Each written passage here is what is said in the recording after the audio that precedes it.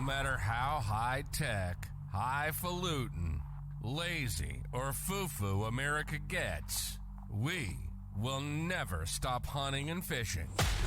This is the Hunting Quest. Hunting Quest. We take 1 hour of every week and talk about our favorite things in the world, hunting and fishing. You'll get tips and help on the fishing environment locally in the DMV area. Plus, we're going to have fun along the way. This is the Hunting Quest.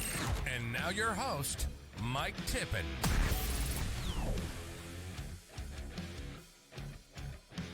I remembered to hit record this time, Mikey. You sure? I did. I did. All I'm right. watching it tick up. All right, this is 2 days in a row. That's not too bad. We're on a streak here. Oh, I might actually put your name in there this time, man. Oh, God. I had to make sure you weren't messing around. Yeah, no, thanks. Appreciate you getting it right this time there, Benny. I'll get it figured out one of these days. But hey, it's Friday, and we got a really cool guest with us. Frank, we appreciate you being here. And tell us a little bit about yourself. Oh, hey guys, I appreciate you having me on the show. My name's Frank Smith. I grew up in Western Pennsylvania, hardcore hunting, fishing tradition. Background, I actually went to school to be a teacher. Left that to work at a hunting store, to be honest. That didn't go real well with the family, but that got me where I am today, running hunting and fishing outdoor events. And you guys know, they say, if you're having a good time, it's never work. So, for sure. For the past 13 years, I've been having a good time. I'll take that. I'll take that all day long. So you're here, and we're going to talk a little bit about the show coming up in August, right? Yes, sir. Yeah, I appreciate you guys letting me promote that here. It is our 40th year for the Virginia Outdoor Sportsman Show. Right. And for those of you who have not been, Benny, you've been down there, right? Yeah, I was down there last year with Travis and Ramrod. Yeah. And then this year, what's going to be really cool is we're going to kind of split the booth, and we're going to do some live podcasts from Ramrod's and hit from their booth. That's going to be kind of cool. But so 40th year doing this, man, that's pretty impressive. What would you have ever thought that this would have turned into what it is? I've heard it's amazing. I mean, I've never been. I've every year I've got something else going on. This year I'll be there, but man, I've heard amazing things. Why is it that this is so amazing? Well, it's one of those things. It's once you get past a certain point, I mean, it turns into tradition, right? Yep. And that's what helps this show. Virginia has a deep-rooted hunting tradition as well. Even though I grew up in Western PA, after being down there, Virginia rivals that as well. And I think it's kind of like a hidden gem when it comes to that category. And any show that has survived that COVID era, is a good show. So yeah. So for this show to be going into 40 years, there's something we're doing right. Presenting. Last year was kind of a wild card, as we show. We had a little bit of an issue last year, though, right? It was, man. But it kind of goes to show, the persistence and the depth that people have in order to pull this show off. I'll let you tell more about it. So, no, I mean our category, we persevere, right? Yeah. For some reason, we, so I made a joke when I worked for the Harrisburg show, biggest show in the nation. It's during February, and there'd be a snowstorm. We'd never closed down. I think one time we closed down ever. And you would hear buddies so they're in the show. Maybe there's only 5,000 people in the whole show that day, right? But there was a foot of snow or 2 feet of snow, and they're like, "Oh yeah, man, show like you guys, your dog couldn't make it, stuff like that." The crappier the weather, you better make it, right? Like that's like a badge of honor to come to a place where nobody in their right mind would be going to that day. I would agree. But with the contract issues, Annette faced last year. No, Annette is the. I'm sorry, Annette is the president of Showmasters, which puts on Virginia. She owns the show. Yeah. And what's funny is she hired me. My first day at the show, or with her, was 4 days before I was down in Virginia at this show. Right? But we were talking weeks prior about what she should do, because she is excellent in the gun show business. Like, that's where her bread and butter is. And she purchased this show 3 years ago, and there were some challenges, right? It's a different genre. It's not the same customer that you think it would be. But tell you what, she's a fighter. Honest to God, if there's somebody in the trenches and the apocalypse happens, I want her on my right hand side. I'm telling you right now. You know, I think you're like the fourth person to say that about her. So. Yeah, you better be driven. She is not. Yeah, she doesn't mess around, and it is awesome. Actually, it's a great energy. But with the contract being canceled, she calls me like 30 days before the show. Right, this venue cancels.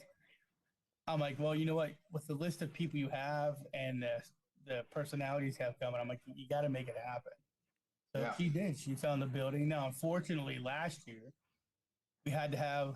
You were down there, like the tent situation outside, because we only were able to rent half the building. There was a reptile show on the other half. She tried to buy them out, and they were like, "No, show must go on." So we respect that, right? That's cool. I mean, we went over to visit that baby. That reptile show could have been in a couple 10x10 pop-up tents, but listen, their money, right? And whatever, they had people there, but it helped us because we had people from the reptile show that came over to our show. I was just getting ready to ask you how many of those folks came over to visit at the show. So it was really nice. And a funny side story, that show is Annette's birthday. Oh, okay. So we're gonna have to have her on the air and you put her feet to the fire when she's down. So I was looking for a cake. I'm like, where do I find a cake in this place? Didn't they have a vendor next door selling cakes at the reptile show? Yeah, of things that we would never book in our event. So I went over, bought her a cake, and I had everybody sing "Happy Birthday" to her over the PA system. It was pretty awesome. All right, that's pretty slick. But just stuff that happens in this business is just crazy. But yeah, overcoming all those hurdles, we had a really good crowd. Moving it, and people don't understand too. We moved it from Richmond. It's only 20 minutes, but man, that's a big 20 minutes sometimes last minute. It is. But now, she's a gamer. You were originally at the Raceway, though, right? Yep, Richmond Raceway. Yes. Yeah. Mm-hmm. Yep. So that's a pretty big. That's a big venue. Anybody's been to those venues, that's massive. It supports well. So I can understand how that'd be a hard way to move. Just pick up everything and move. So. We tried to go back there this year as well, but it was still a contract thing, right? Yeah. Didn't come to terms. And it's their thing. I'm not talking bad on the racetrack. No. They have a way they got to do business, and if it doesn't fit our category, then we got to move on. Sure. And this Meta Event Park is a great venue, to be honest. And we're just afraid we're going to outgrow it pretty quick. That's our only fear. That's a good problem to have, though, right? Yeah, it is. But at the end of the day, we got to pay the bills, right? So, that's it. That's it. Last year, we were well short of that with that tent and that air conditioning. But I brought it up. That's all right. That's how it went down. I mean, but no, yeah, I thank you for bringing it because it was a major challenge, and we appreciate everybody that showed up last year. The support was phenomenal. I mean, to have lines every morning to wait to get in, that's impressive. That was pretty cool. I said that last year was my first year down there, and the first day we got there when we were setting up the booth and everything, I was like, man, this place isn't very big. Like it's not that big of a show compared to like Harrisburg and stuff.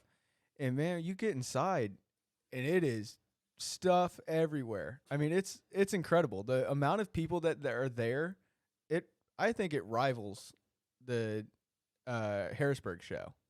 I mean, I'm sure it's not quite as many people, but it's still a great show to go to. A lot of, it's with the deer scoring and that competition there. That's really cool to walk through and see all that all set up and the judging day and all that. And Frank, if you want to talk a little bit more to kind of those attractions of the show, if you will. Yeah. Yeah. First of all, I appreciate the comparison to Harrisburg. That's like comparing Mito to Usain Bolt when he was 40. But, I mean, Well, from microcosm of Harrisburg, I think it's a different genre. I mean, I get it. You know, I went to the Harrisburg this year for the first time, and it was massive.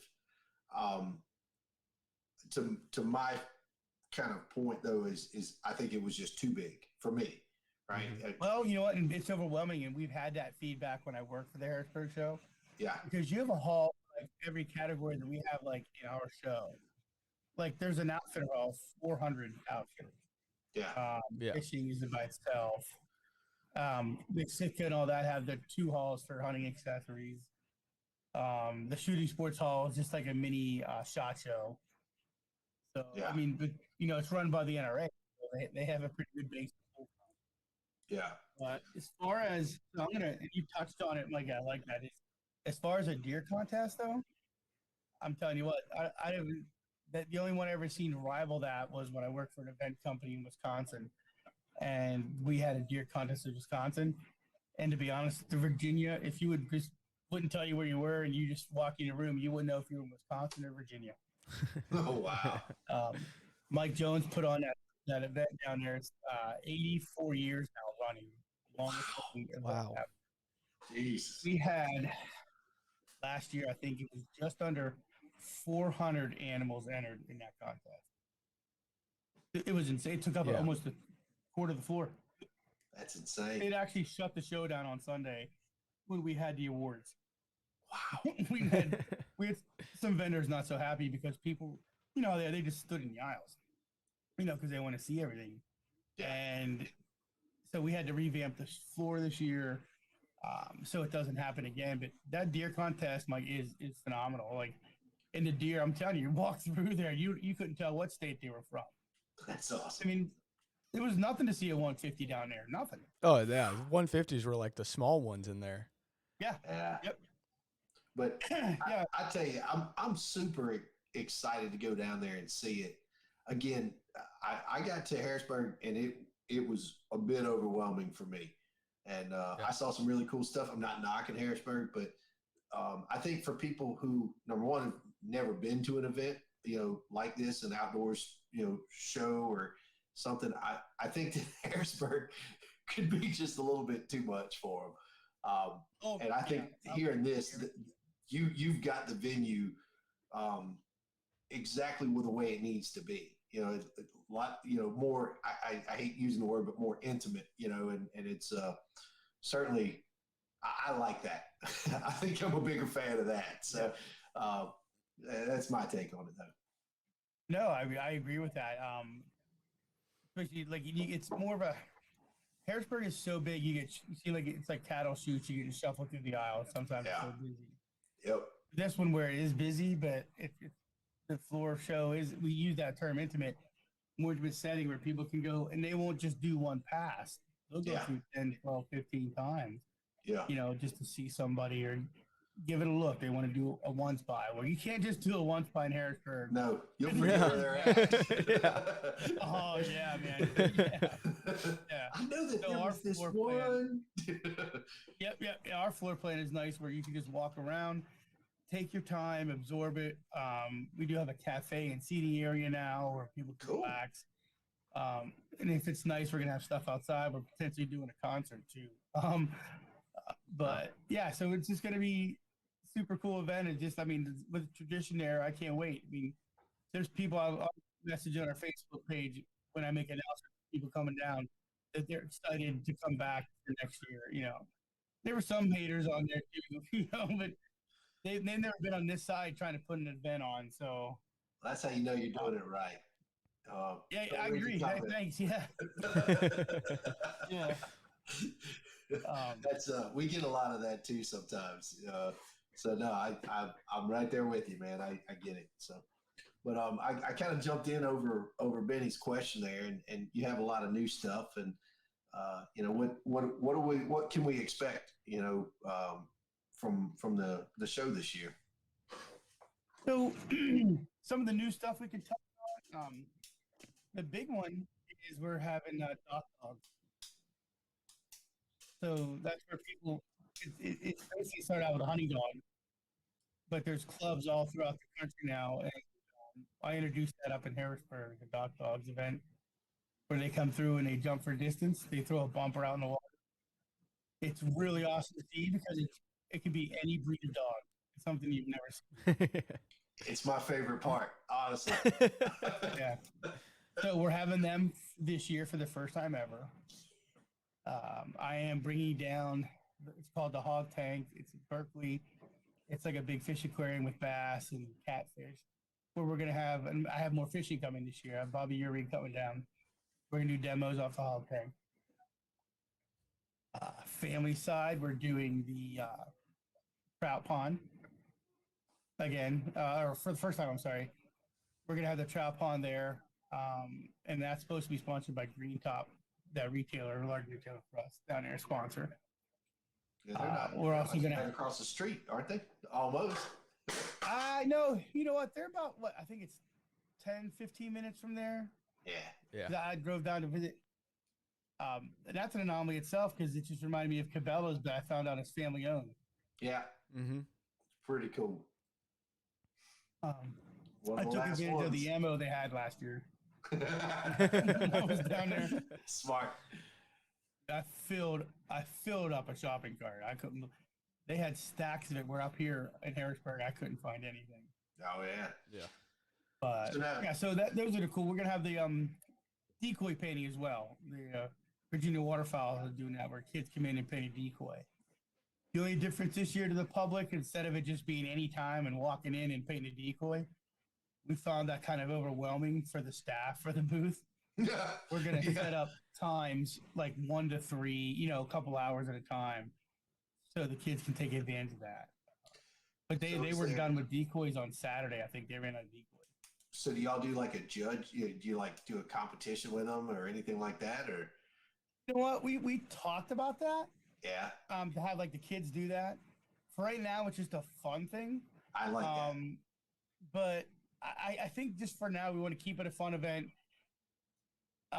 Just for some kids to enjoy, because we want the kids to. It's like when you take a kid fishing, you don't care how many times they cast or reel it in. Exactly. Nope. You just want them to fish and have fun. Yeah. That's awesome, man.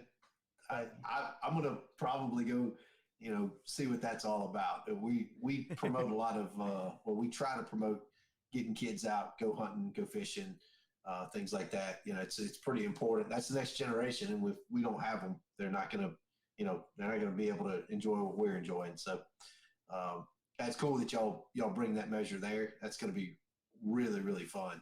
So. Yeah, I walked up on Sunday. I wanted to paint one myself, but they ran out.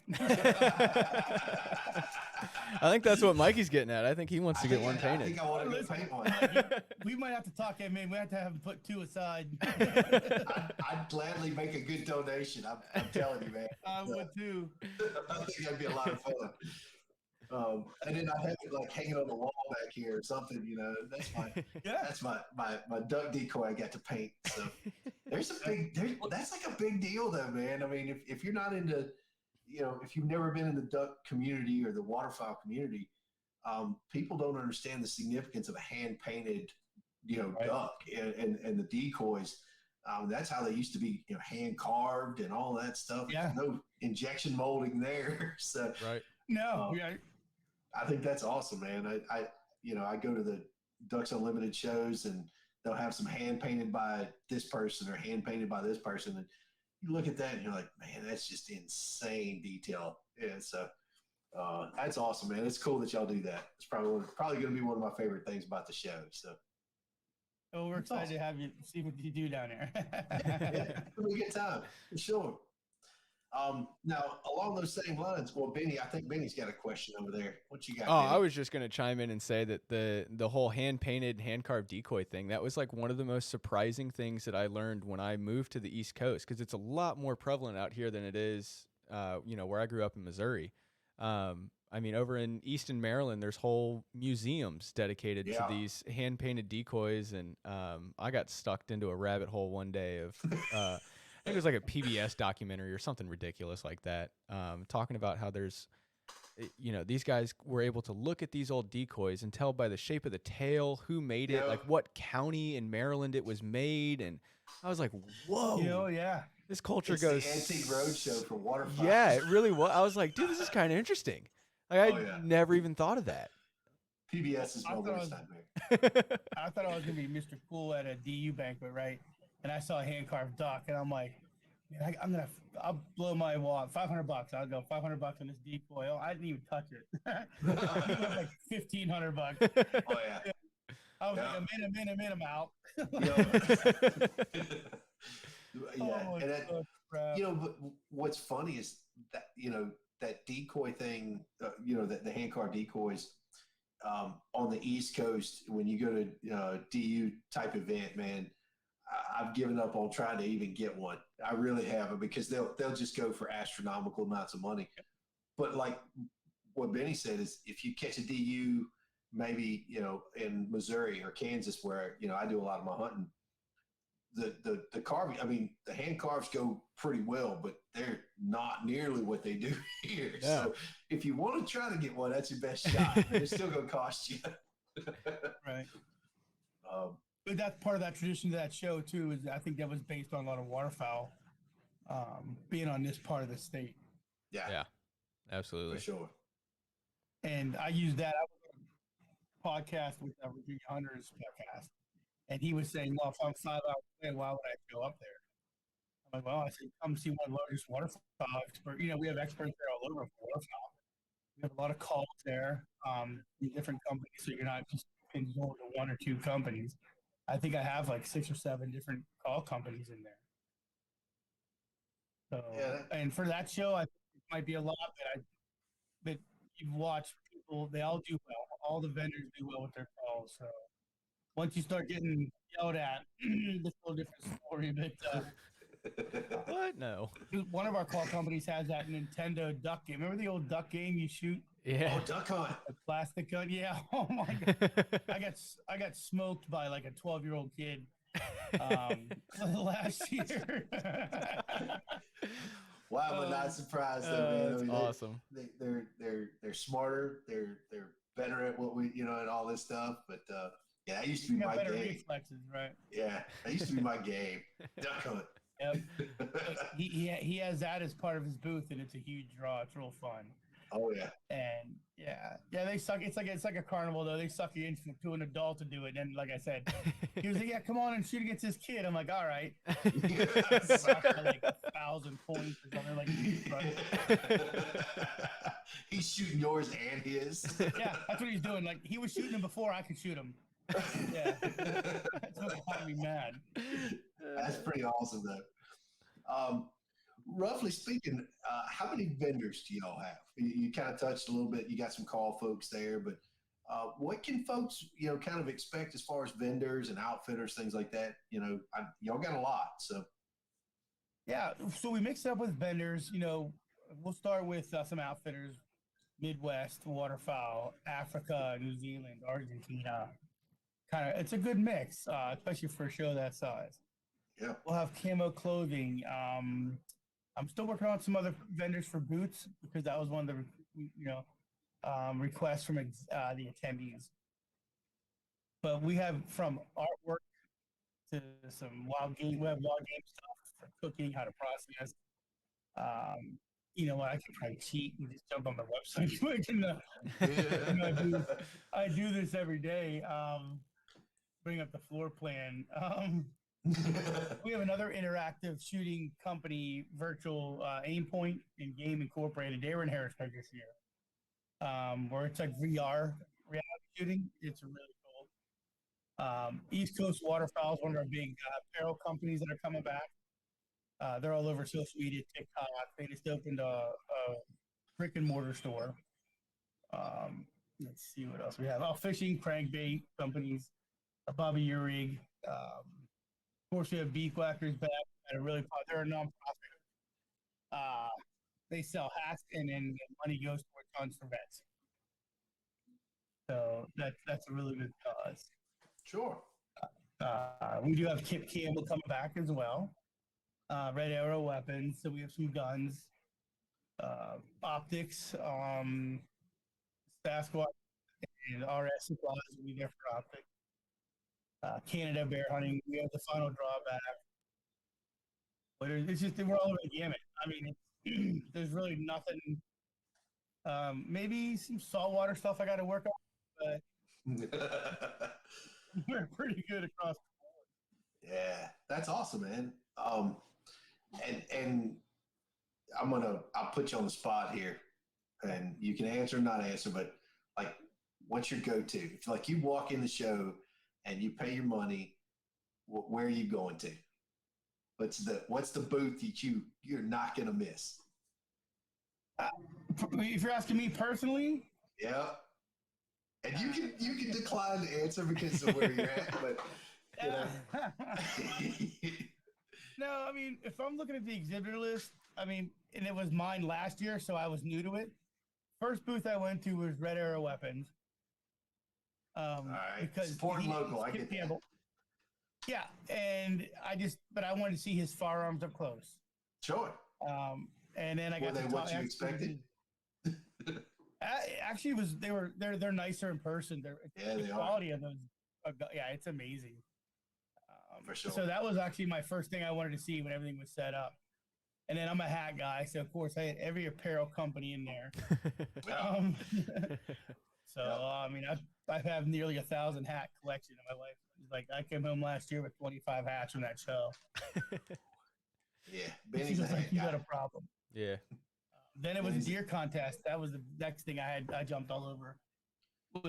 I spent 20 minutes walking up down the aisles looking at all the deer heads. That's amazing. It really is. I've seen pictures. I haven't seen it in person. And I look at the pictures. Yeah, holy crap. It's the size of the deer that impressed me for Virginia. That's they're all from Virginia. I didn't think the average size would be that big. Yeah. So that's a stipulation. They're all from Virginia. They're not from Wisconsin or they're all Virginia scoring. Mm-hmm. Yeah, Mike Jones. It's the Virginia Peninsula Deer Association or something. It's a big name, but I apologize. But he helps run that. He has a full-time staff on the show site. They actually have in a separate building across the parking lot. I think there was 8 people in there full-time running scores on spreadsheets. They have it's like a war room, computers. It looked like Wolf of Wall Street, when they the guys in there. I was like, you got to be kidding me. That's pretty badass. I mean, because it's so detail oriented, we were talking about that, how you see how people score, right? And then I think it was Kyle. No, I can't remember who we were talking to, but we were talking about when you go to some of these guides, and I've never done it, but like the high fence hunt, stuff. Mm-hmm. And they'll look at that deer and say, oh, that's 211, and they'll be like a half an inch off.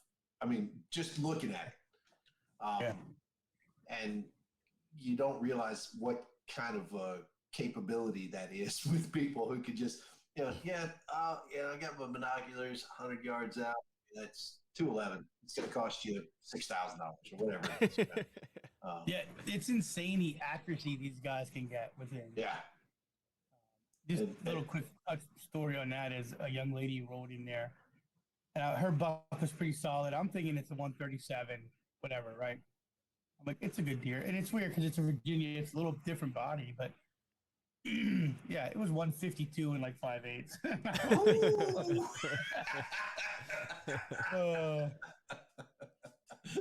Yeah, it happens that way. She brought it in. She was standing in line, and then they give you a number for your deer, right? And I said, Mike, when deer number 1739 comes through, I said, I want to see the score.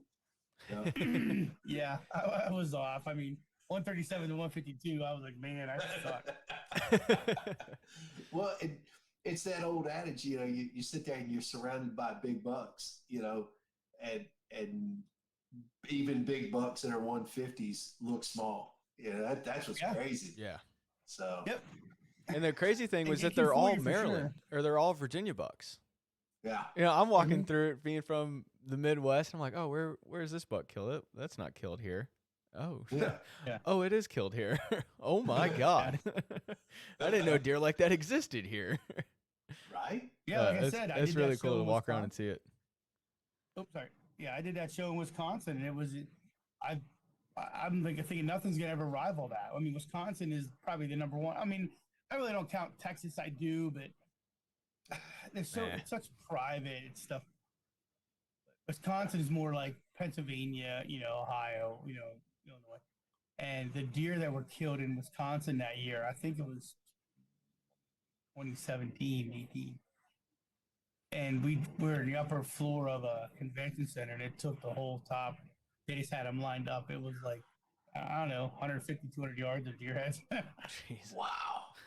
And then I go down to Virginia, and we have, 20 rows of them. Yeah.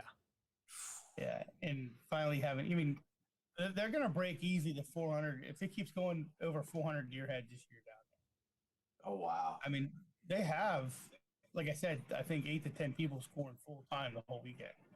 That's insane. And for that, there's a separate entrance. Yeah. Yeah, there's a separate entrance for those guys. They pay to get that. They come in, pay their money to get their deer scored. Sure. What helps for that too is families buy tickets and they come in.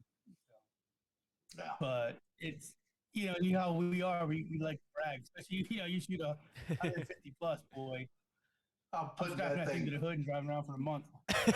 for sure. For sure.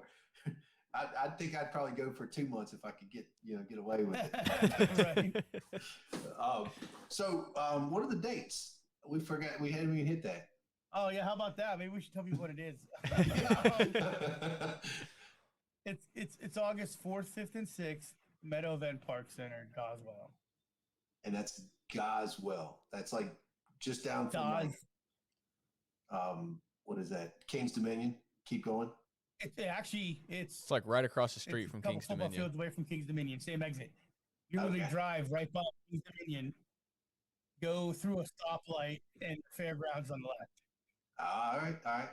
So look for the gigantic King's Dominion sign. Yeah, really, it's exit 98. Yep. Yeah. You drive right off it. I was gonna try to steal some info for you here. No, that's cool. It's Friday, man. It's been a long week, I'm sure. So. Yeah, it's exit I-95, exit 98.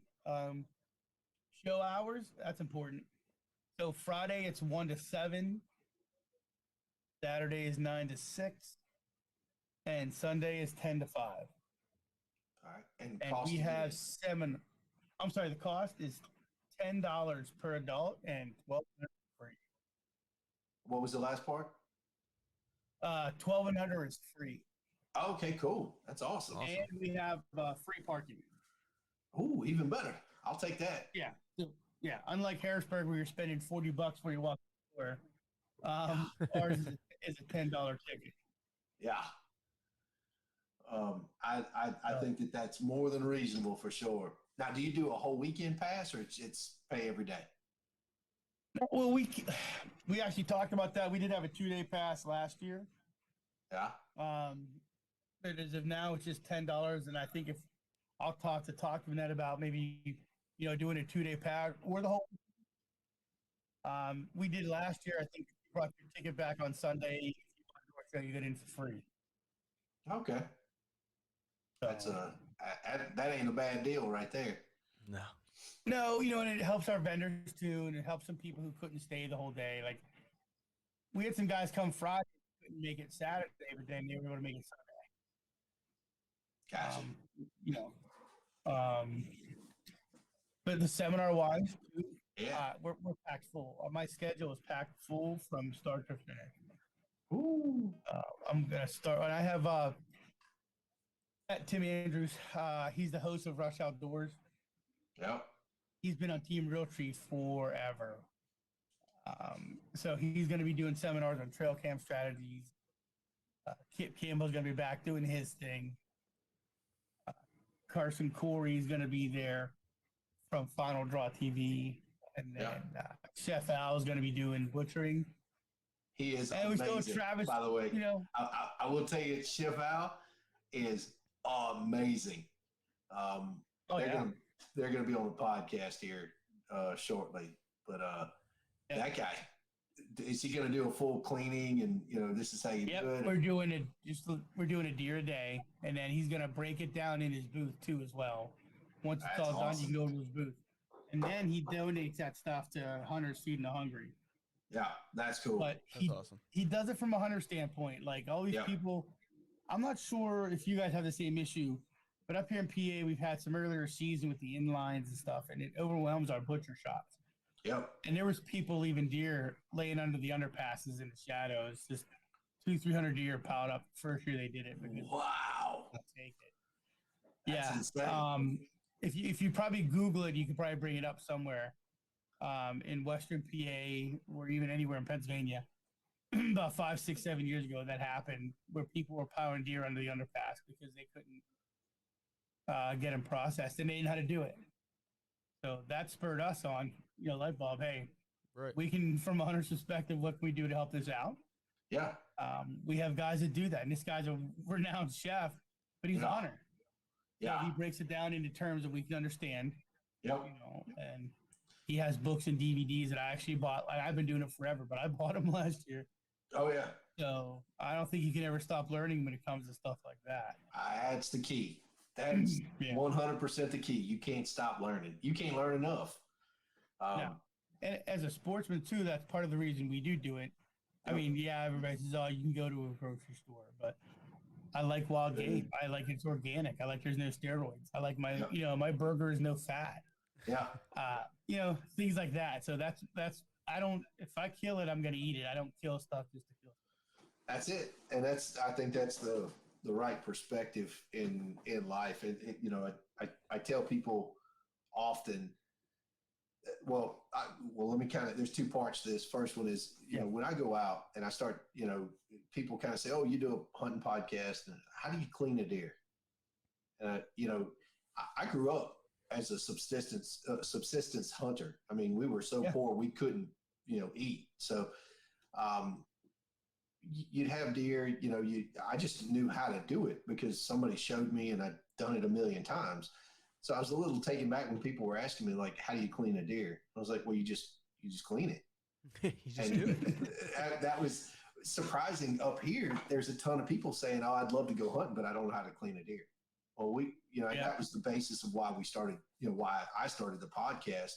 And, Benny and I kind of have the same, thought process there is, number one, get outside, go enjoy your natural resources. But number two, don't waste it, and don't be scared, go out there and go, there's enough people that, if you get the right group and you say, hey, how do I clean a deer? Somebody will show up at your house and clean that deer.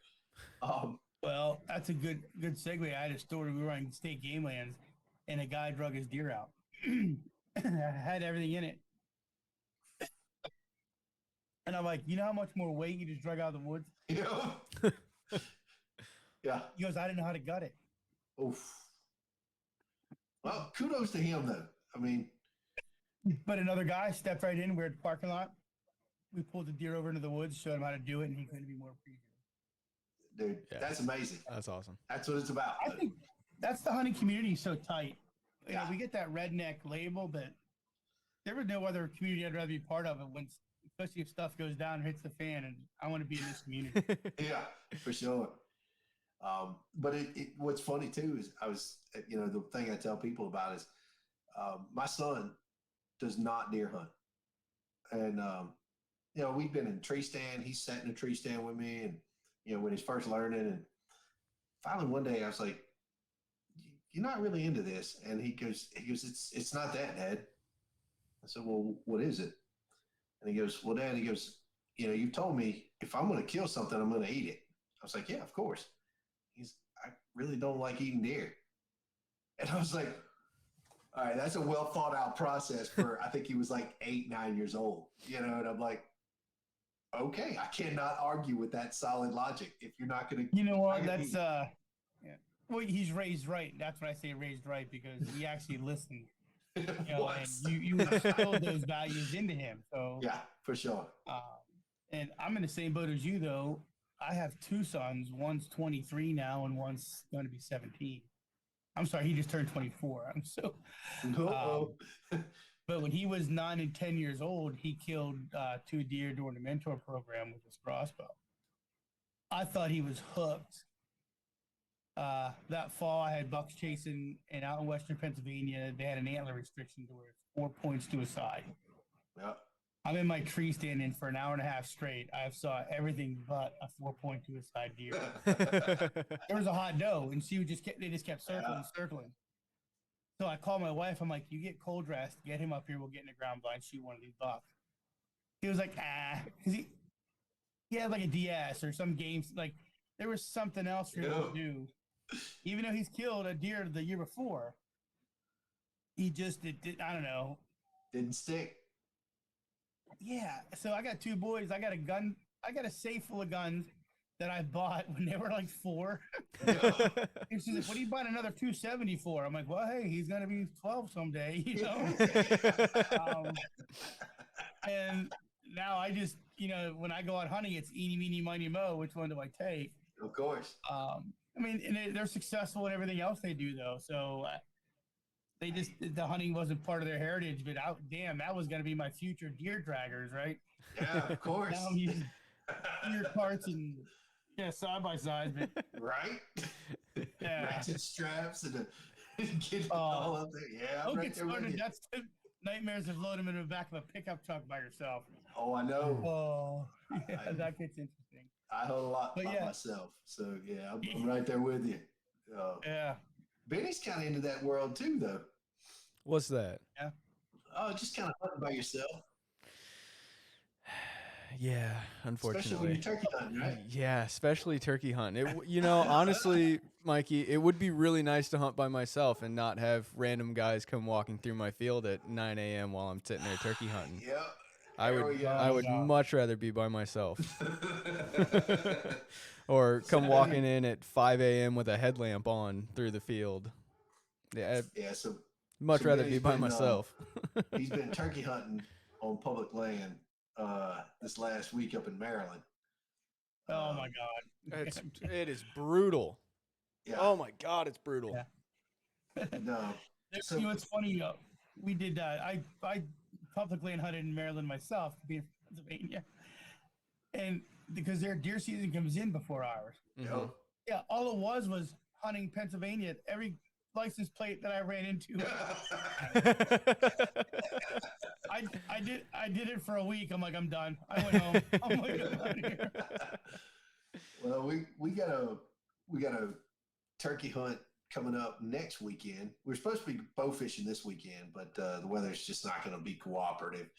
But Benny and I and Dole, if he can get off, I don't think he can, but he's got some bow fishing guides and stuff that he's doing. But we're going out to the GW, and we're gonna try to hunt GW on public land. Okay. It's kind of on my bucket list of places to hunt. As far as public land, people are like, "Why do you care?" I'm like, "It's GW. I want to go shoot a turkey on GW and be able to say that I did it." But I'm kind of excited about it. But yeah, that whole thing with awesome. How it works, and it's gonna be different because I don't normally turkey hunt with Benny there. So we'll see how that goes. Dude, crazy. If I run into one more random person, free turkeys, yeah, something like that. But I'm only gonna shoot one. I mean, I'm not a fill the freezer kind of guy. As far as turkeys go, I'll shoot my one and go to another state and go shoot my next one, or whatever it needs to be. So I respect their limits and all that, but I'm gonna shoot one and call it good. So yeah, we just started in PA having a second turkey tag you could buy, and I heard about that. So ever since I bought that tag, I've never killed a second bird. I went out before the tag, and it could have killed a second bird, taking other people out. Yeah, so we could have doubled. Oh, yeah. Oh, this is my last year buying that second tag. I'm like, I'm done. You say that till that other one comes by, and then you'll be sitting in there, hunting Online. somebody. Online trying to order it there as he he's is. gobbling There he coming is. to I gotta you. order this thing quick. Right. But turkey hunting, it's crazy. I never was a real big turkey hunter until a couple years ago. And I shot, I actually only needed the Osceola for my slam. And I just kind of put it off. And actually, I went down this year with one of my former exhibitors events and shot my Osceola this year. Took me 2 days. Oh, that's Everybody else awesome. only took one. But of course, it takes me 2 days. You kill the dumb birds like me. Yeah, when we get down there, and you've talked to these guys a million times. Both of you have been in a situation. I know it. Like, listen, I'm going to put you in this spot. They come here every day, 5 o'clock. You know what I mean? I'm 52 years old. That's never happened. Yeah. Right? So, down first morning or that night, we get in at 1 in the morning. I drove all the way through. 1 in the morning, we show up. He's like, listen, there's a ground blind out there already set up. Trail camera. Birds come every day from like 6 a.m. to like 10. We're like, perfect, right? Yeah. The hens come in. We get in the blind. The hens come in. There's all kind of hens. The gobblers show up. And the last thing he said to us before he left to go to bed that day, he goes, oh, by the way, you can't shoot across the fence. And I'm like, okay. Well, we get there, and the ground blind is right on the fence. Uh-huh. So what do those gobblers do for the first time not in 2 weeks? They come right to the fence and start gobbling at us. They don't cross. Oh, I was like, it was crazy. They stood there for 10 minutes, 15 minutes, gobbling and strutting, and we couldn't do a thing. Yeah. Well, hey, at least you understood, the rules of engagement, right? Well, you want to talk about, listen, the redneck, it was coming. It was coming out of me right there. Yeah. So, but I'm like, I'm in Florida, not my state. They're in Orange Grove. I'm in a pasture. Not much you can do. Your hands are tied. Yeah.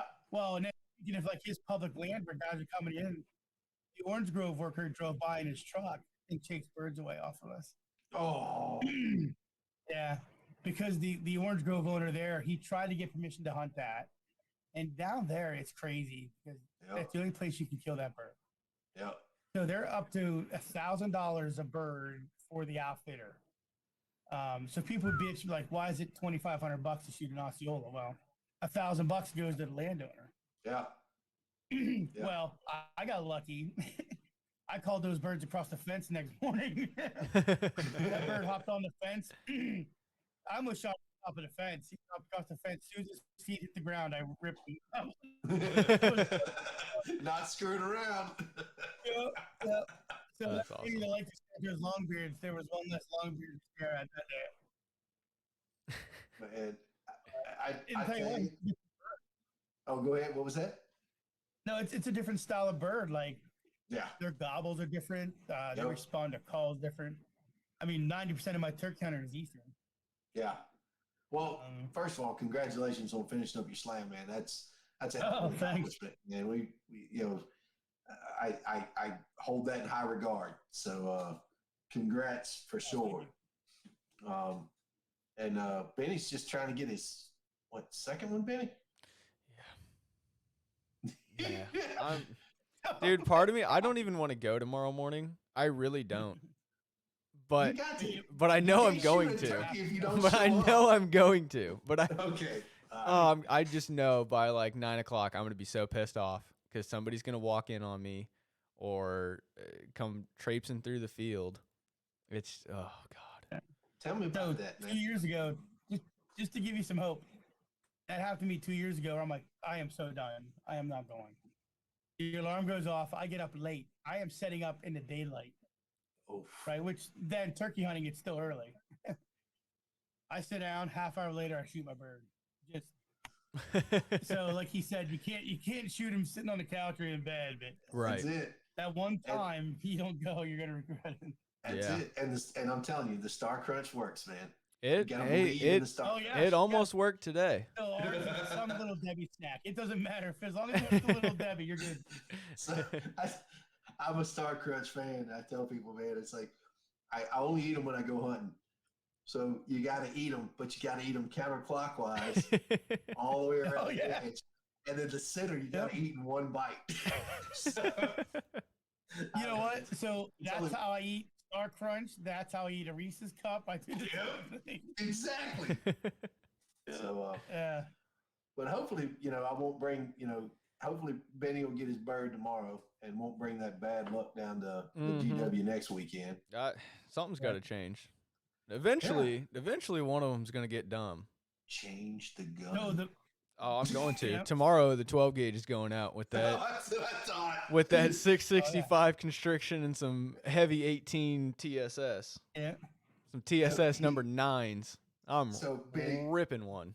Benny was all excited. So he's I met his girlfriend the first time. They came down here and patterned their shot, or this 410 that he bought for his girlfriend. And she's a badass. So, she gets out there and she's got this down, right? Benny's shooting this 410 about, I don't know, how many boxes of 410 shells did you shoot? Well, I think I went through 2 because I was trying to figure out that optic. And I was turning it the wrong way because the dial was where you wanted your point of impact, not how you wanted to move the reticle. So I'm shooting low and I'm just cranking the reticle down and it's not moving. And I'm like, what the hell is going on? And then finally, I think after I went through the first box, or I think it was like a box and a half, I went and grabbed the instruction manual out of the little box. Thank God I brought it with me. And it was like, oh yeah, you turn the dial to where you want your point of impact. So if you want your point of impact up, you turn it counterclockwise and follow the up arrow. I'm like, imagine that. You read the directions and it works just fine. Arrow that says up this direction. Crank it 10 times and boom, perfect. I was like, sweet, that works. Yeah, but see, we're men. We don't read directions. No, I know how I know how an optic works. I don't need to read the directions on it. Yeah. So needless to say, he's out there with this, what he's calling this badass little 410. Dude, it is a badass little gun though. I'm not gonna say it's not. It's pretty right, cool. But, so he's out there and he's, I give him some credit. He, toting that thing around the woods, probably you don't even know it's there. I mean, the optic weighs more than the damn gun does. I think it does. Right. You put that optic on top of it and put a shell in the chamber, and I think it doubles the weight of the gun. I'm not joking. It's ridiculous. It's so fun to carry around though. I mean, you can hold the thing like a pistol. It's so light. Hey, what vest were you hunting with? I was hunting my Sitka vest. So, duh. Frank, I'm going to tell you. Benny was lucky enough to get a Mr. Fox vest this year. No. What's the number on it? 973. So I'm one off the exact half mark. Right. Okay. So he gets this Mr. Fox vest, and he gets the ammo in 20 gauge to go with it. Which I don't own a 20 gauge, so I don't know. Yeah. I don't know what I'm going to do with that, but I've got it. And the calls and the cigars. Did you get the cigars with it? Yeah, it comes with the cigar from Apex. Yeah. So all of this crap, and he's not even going to use it. Nah. Break them up. Oh, is it just hanging in your man cave or what? Yeah, I got it sitting behind the tarp here on the top of the dog kennel. Yeah. Got it all stacked together. At least one time. Yeah. I'll probably take it once I hunt somewhere that's not public land, where I don't know what I'm going to be doing.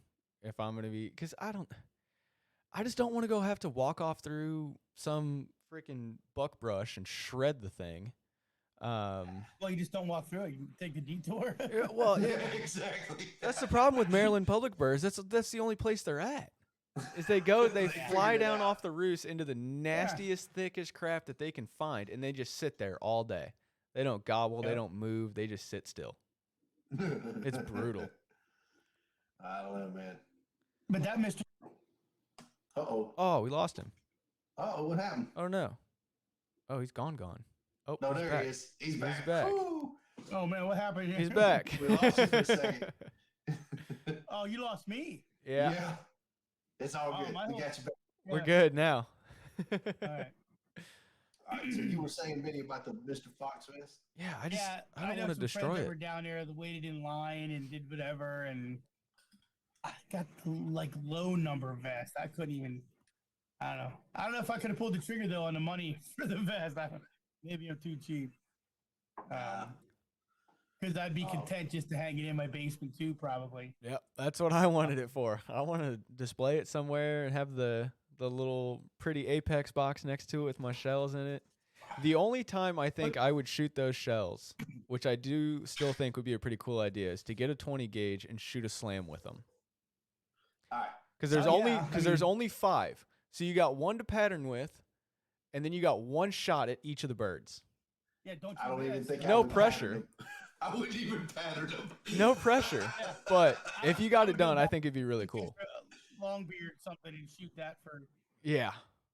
I think that would be cool. I think it'd be fun to do. If you could do that with your numbered vest, and when you get finished, you get to smoke that cigar. Yep. You're set. Yep. I think that'd be cool. You know what?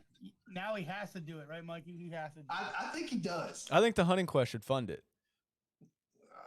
Oh! Well, the Hunting Quest is already funding your Virginia tag to come down here and hunt. So, that's your birthday present to yourself. That doesn't count. Well, okay. I'm Don't like how that works out, Mike. by myself. No, we'll see about it. Yeah, that'd be a time that I'd wear the Fox vest out. At least he'd wear it for pictures. Yeah, hey, that's a good idea. Case, yeah. There you go. Good I'll just put it in the photo op, truck, right? and then I can take it out, snap a picture, and wrap it back in the plastic and put it away. Not anywhere near me, you won't. That's a good idea, Mikey. Anywhere near me. That's a good idea. Yeah, no, you can. There's a there's a whole group of people who do that already. We won't mention their names, but there's a whole, and they make millions of dollars off of doing that. So. I know what you're talking about. We won't go there though, will we? Before we wind up in trouble. That's right. Yeah, this industry is 10 miles wide but 2 inches deep. Yes. Yep. Yes, it is. Yep. Yes, it is. Anyway, back to the show. Yeah.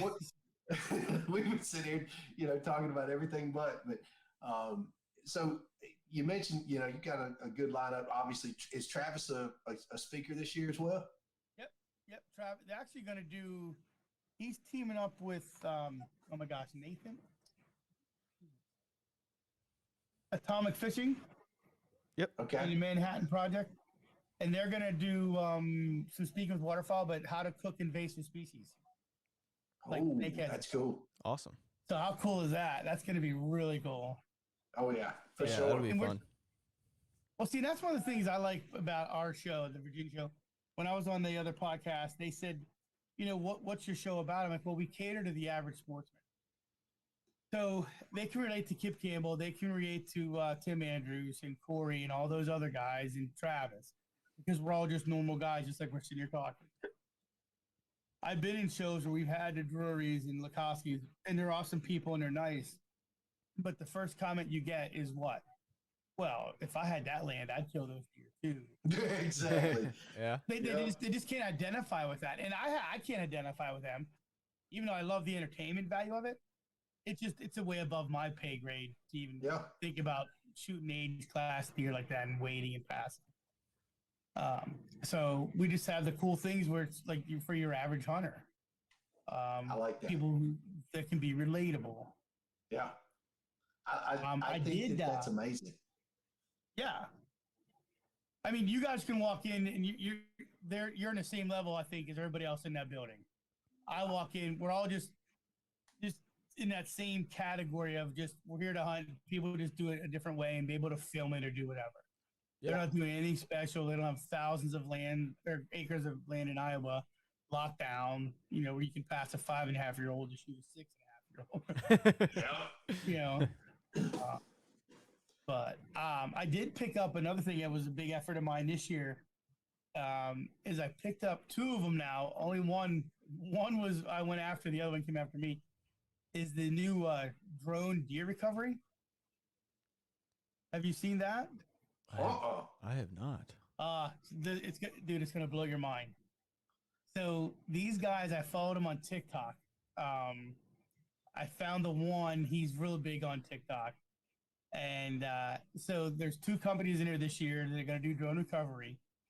They use they can zoom in. They can be way up in the air. Deer have no clue, and he zooms in on a camera, whether it's night vision or infrared or whatever, and that's how he finds people's deer. No way. And he's able that's to cool. zoom in far enough where he saw the one guy hit in the shoulder, and it wasn't a lethal wound. He zoomed in right through his shoulder blade and just saw the cut and tell that the deer was not fatally hit. Wow. That's awesome. Yeah, That's cool shit. insane. That's crazy. And they're But- coming to the. Are they going to be at the show? Yep, I have 2 of them coming to the show. 2 Bennett. companies that do That's joint deer cool. recovery. We got to go talk to them. That's going to be really cool. awesome. Yeah, that's awesome. And then they also have another tool where they can do a deer analysis, infrared, and during the day on your property. So, like you guys were saying in Maryland, where it's so thick you can never go into. Dude, if they go at night and it's got, there's better conditions than others. But yeah, they can pick up the deer and they can count them infrared, and they show their bodies walking around. It's really cool. That's So you awesome. can do a land analysis. So say you have 100 acres or 40 acres or 500 acres. They could go around and tell you how many deer are holding on your property. That's freaking awesome. That's sweet. Yeah. Well, That's really cool. that's a great tool. Oh yeah, And that's definitely going to be a game changer. yeah. And I think so. I will tell you, I have missed a deer before or 2. It doesn't happen often, but one year I actually missed 2 in a row. I drew blood on one, and it was snowing, and by the time I got down to trail the deer, the snow was melting, and there's nothing more just rotten. I can't even explain it any other better than that. Just absolute rotten than not to be able to recover a deer that you shot.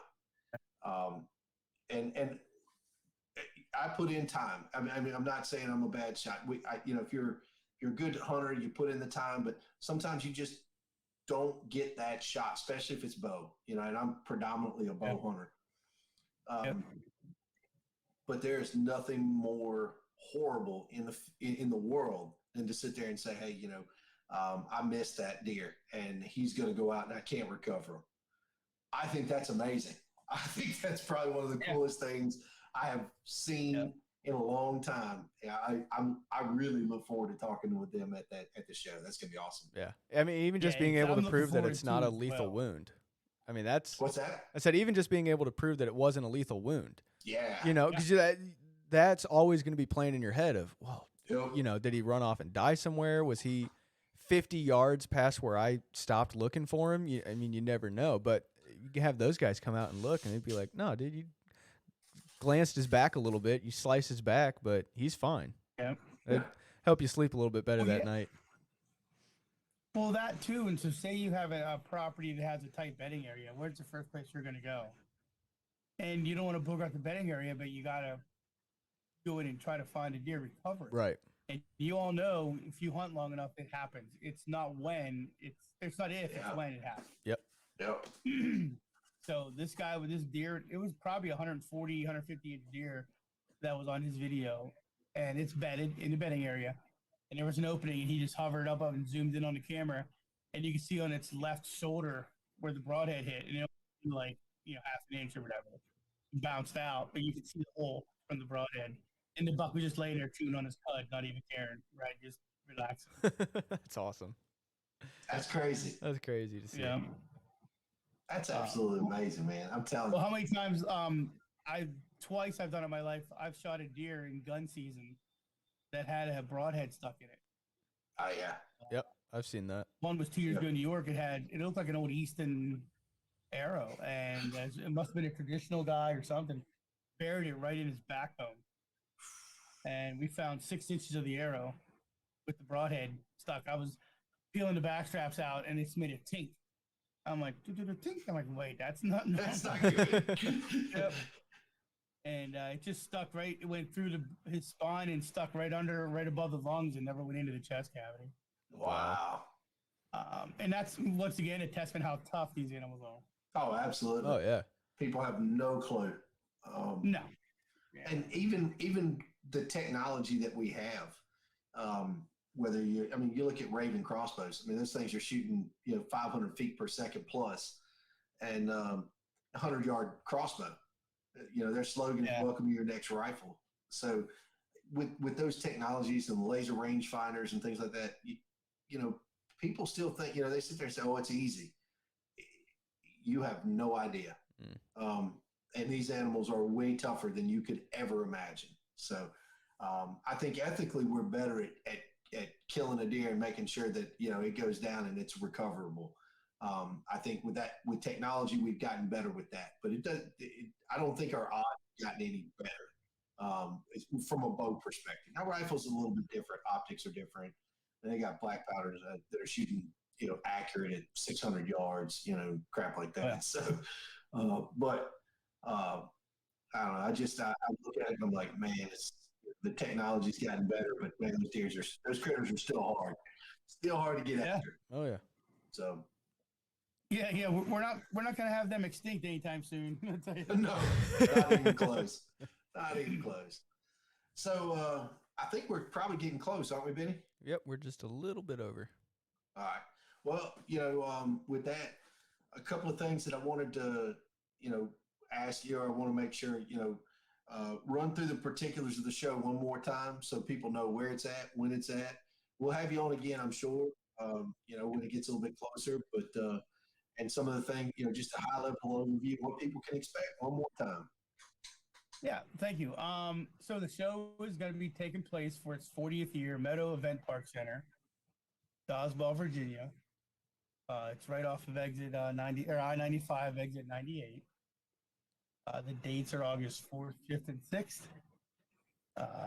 Show hours, Friday 1 to 7, Saturday 9 to 6, Sunday 10 to 5. Admission is only $10. We have free parking, and 12 and under is free admission.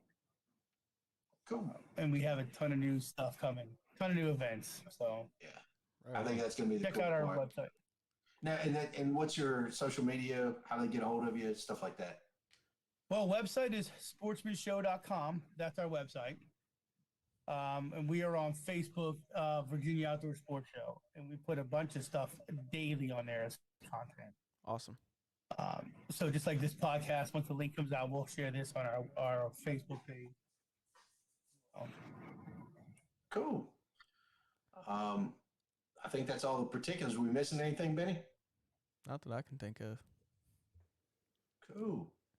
Well, Frank, man, we're overly excited that you managed to, take a little bit of time out of your schedule. And I know you're a busy individual, but we are so glad you spent a little bit of time with us on the podcast today.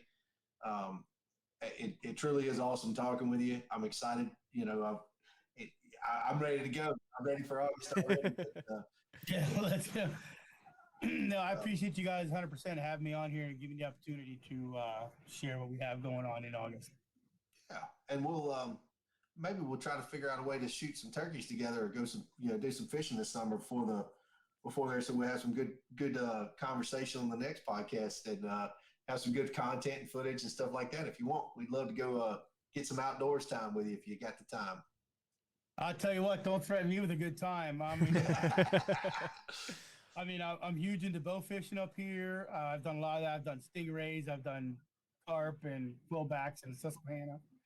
I've done it all. So I'm not afraid to give it a whirl. So you have my phone number. You give me a call. All right. Right on, brother. For sure. And we got to also thank Travis for hooking us up with you. He's a great dude. He is. He's the one that he's been feeding us people to that want to talk to us, and we're very, very grateful. So shout out to Travis and Ramrod. He's one of the best humans on the planet, and I can't thank him enough. So, all right, Benny, what else we got? We miss anything? You good? That's all I got. Frank, thanks for coming, talking. We'll see you again, hopefully before the show. And if not, we'll see you at the show for sure. For sure. I appreciate it. Awesome. Yeah, man. Take a kid out hunting and fishing and enjoy the outdoors. And we'll talk to y'all later. Bye, everybody. See you guys. You've been listening to The Hunting Quest. No matter how crazy, high-tech, or lazy the rest of the country gets, we will always be hunting and fishing. If that's you, you've found your new family. Thanks for listening to the show. Make sure to like, rate, and review. And we'll be back soon. Reach out to us by email at info@thehuntingquest.com. And check us out on Instagram and YouTube at The Hunting Quest. See you next time.